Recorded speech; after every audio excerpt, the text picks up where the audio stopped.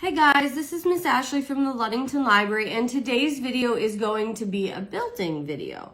So you're going to need a few things. You'll need a baking sheet. You'll need a pair of scissors. You'll need a package of straws. Now, I have a piece of tin foil and it made it into a ball, or you could use a marble, or you can use a small ball. And then you'll need some tape.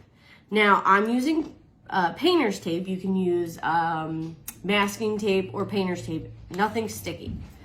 So, what you're going to do with the baking sheet and the straws is you're going to create a maze.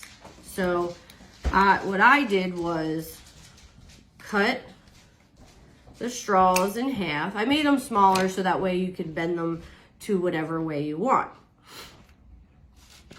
And I will show. Now, you don't want to use a lot of tape because it might affect this maze race. You can actually use a car too. You don't have to use a ball, but you know, I didn't have toys like that.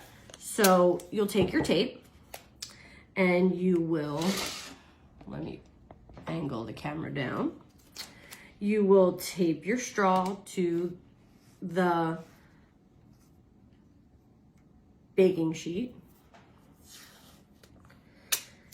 And then you can make this maze however you want. It could be long, it could be short, it could be wide, it could be skinny.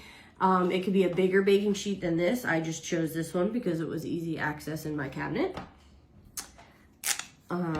And your maze, which my maze, I've already made one, looks like this.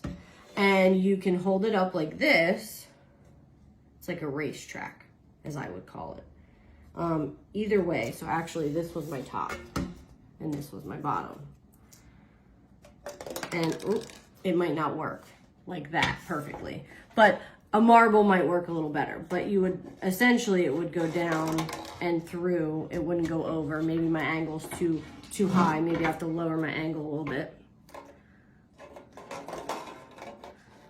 Ooh, ooh. Oh, I helped it get to the bottom.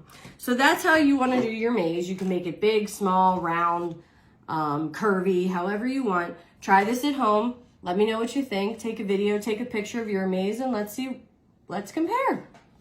Hope to see you guys soon.